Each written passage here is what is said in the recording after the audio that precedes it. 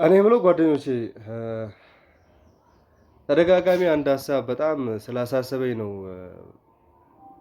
የራሴን ሀሳብ ወይም የራሴን ምልከታ ላሳርፍ ብዬ እንትን ያልኩትና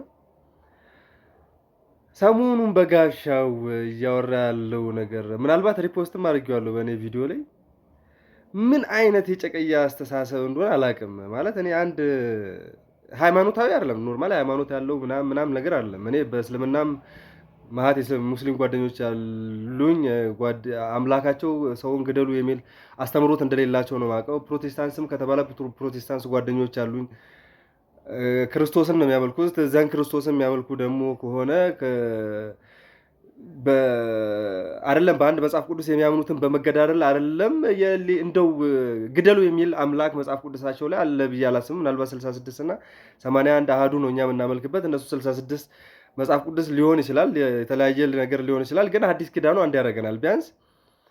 ግን እንዴት የጨቀየ ወይ ደግሞ እንዴት አይነት አስተሳሰብ ቢኖረው ነው ማለት ይሄን አስተሳሰብ እውነት ጴንጤዎችስ ገዝታችሁታል ወይ ወይስ አሜን ብላችኋል ወይ? ይሄ ነገር እናንተ ላይ አለመሆኑንስ አለመከናወኑስ በምን አይነት አንድምታ ነው የምትቀበሉት? ብቻ ትንሽ ግራ የገባኝ ነገር ስላለ ነው። እውነት የእሱ አምላክ ወርዶ ከሰማይ በኦርቶዶክስ ቤተክርስቲያን እንዲቃጠል አስደርጎ ሰው በሰው እንዲገደል አድርጎ ከሆነ እውነት እሱ የሚያመልከው ጥንቆላ ነው። በሱ መንገድም ደግሞ የሚያስተምሩ ሰዎች የሱን መንገድ የሚከተሉትም ሰዎች አሜን የሚሉ ሰዎች በሙሉ የሚከተሉት በክርስቶስ ስም ሐሰተኛውን ክርስቶስ ሐሰተኛውን መሲህ እየሰበኩ እንዳሉ ነው የማምነው። ምናልባት ሁላችሁም የራሳችሁን አስተያየት ሊኖራችሁ ይችላል። እኔ ከየትኛውም ሃይማኖት ችግር የለብኝም።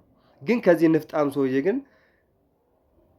እኔ አላቅም። ሐሳብ የገዛችሁ ሰዎች ካላችሁ መቀበል ትችላላችሁ። ግን በጣም ንፍጣም ነው።